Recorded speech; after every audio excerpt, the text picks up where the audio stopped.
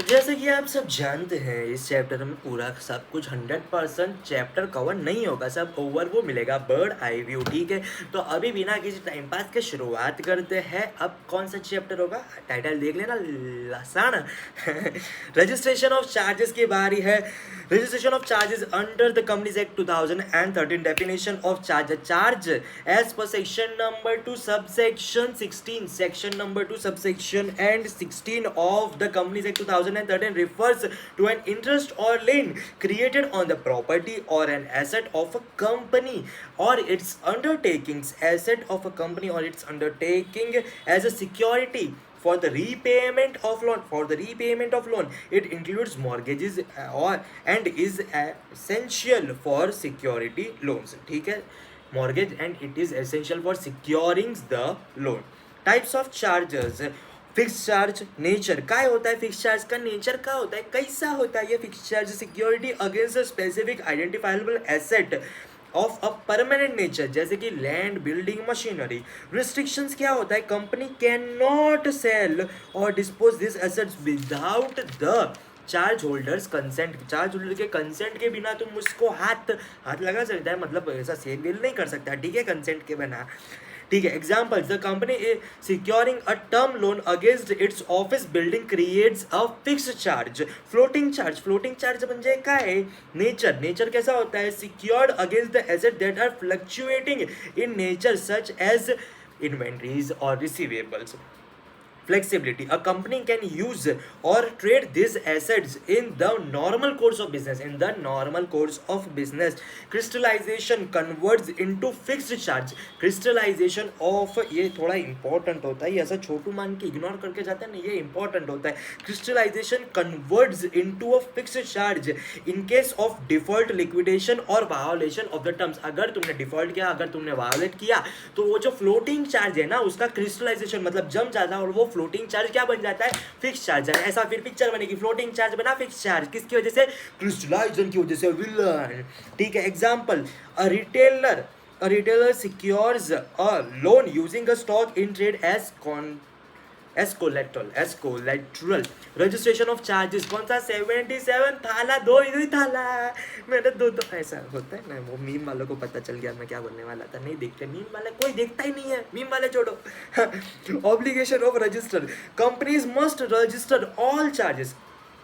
obligation to register, companies must register all charges created on their asset within 30 days। बोला था ना 30 दिन का, जहां भी समझ में ना 30 दिन लेके आ जाओ, लेकिन तुक्का गलत हुआ तो मेरा नाम नहीं।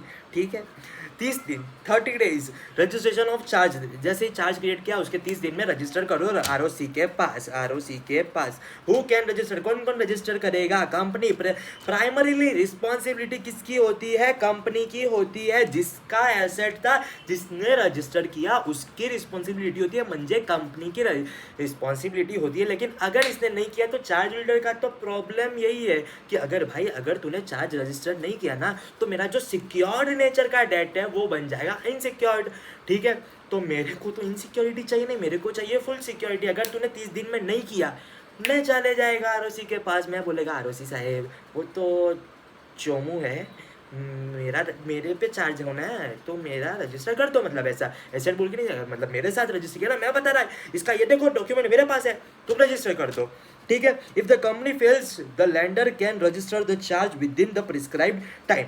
Procedure, file details in the form CHG1 और CHG9 फॉर डिबेंचर्स। अगर तुमने डिबेंचर वगैरह पे है, अगर डिबेंचर वाले केस में अगर तुमने वो मॉर्गेज किया है, चार्ज क्रिएट किया है, तो सेक्शन तो CHG9 में, बाकी CHG1 में तुम चार्ज फाइल करेगा।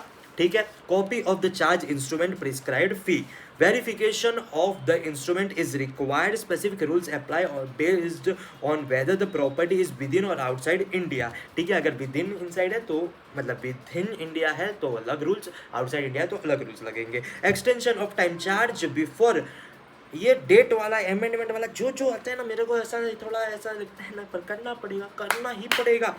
चार्ज बिफोर 2/11 2/11 नवंबर, मेरे को तो कैसे याद रहता है, 2/11 को शाहरुख खान का बर्थडे था। 2019 में कौन आया था, पेंडेमिक, तो उससे पहले वाला बर्थडे, यानी कि शाहरुख खान का 2018 वाला बर्थडे कौन सा? 2 नवंबर 2018। Registration allowed within 300 days with additional फी।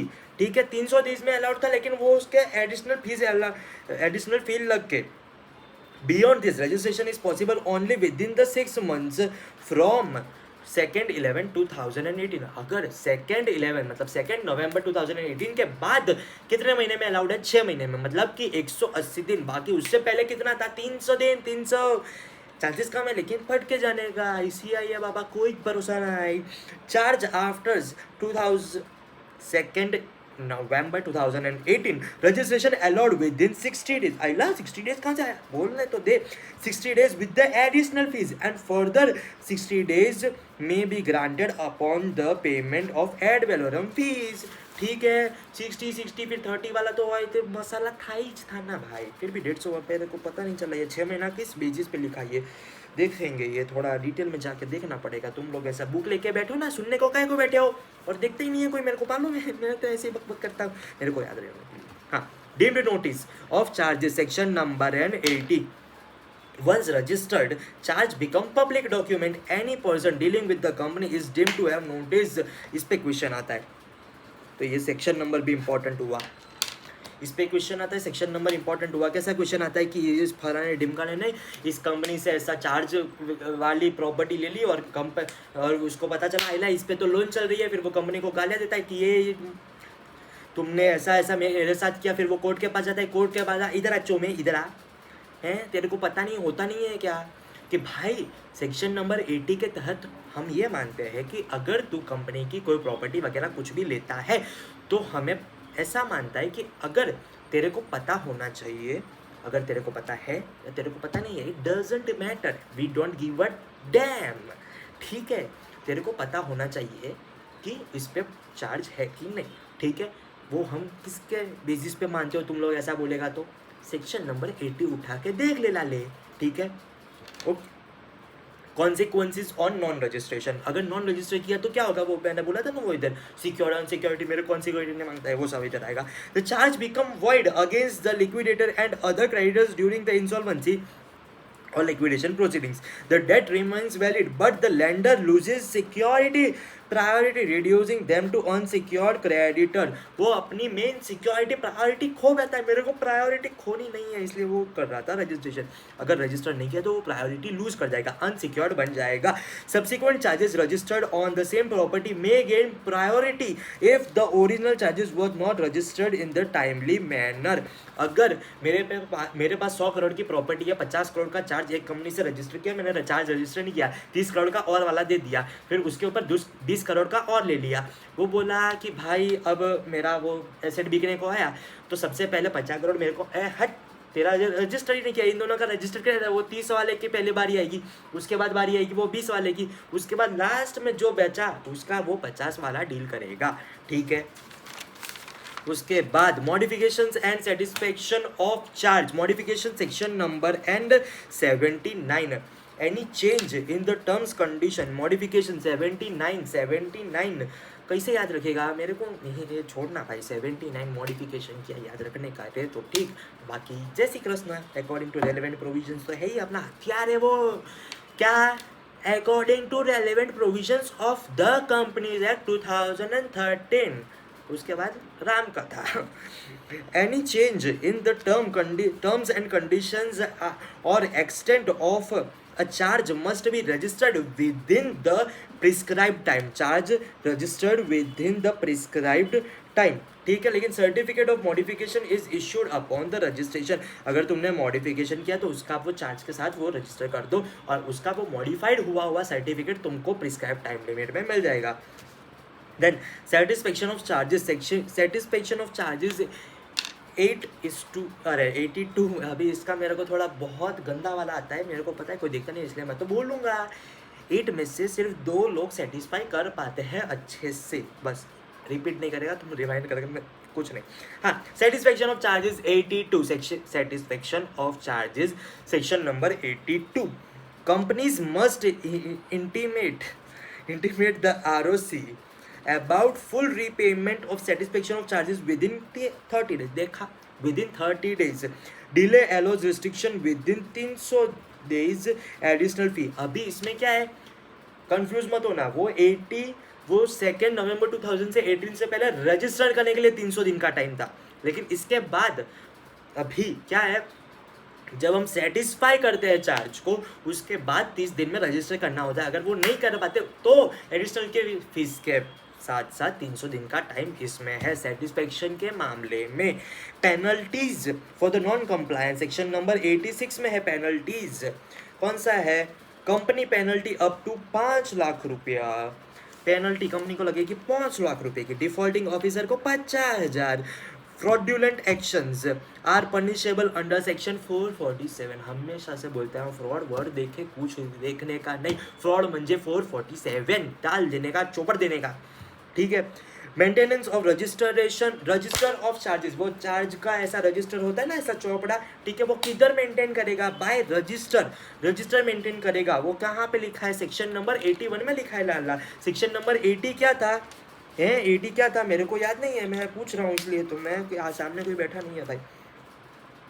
हाँ सेक्शन 80 डीम नोटिस वाला, वो सेक्शन नंबर 80 में लिखा है लाला, देख ये चोमे इधर वाला, हाँ सेक्शन नंबर 80 और सेक्शन नंबर 81 में क्या, रजिस्ट्रेशन। ये चोमे इधर आ चौपड़े में देख, क्या ये चोमे इधर आ चौपड़े में देख, सेक्शन नंबर 80 में चोमे को बुलाया, 81 में चौपड़ा दिखाया, ठीक है, कैसा अजीब दिखता है बोलने में, लेकिन ऐसे ही याद रहता है।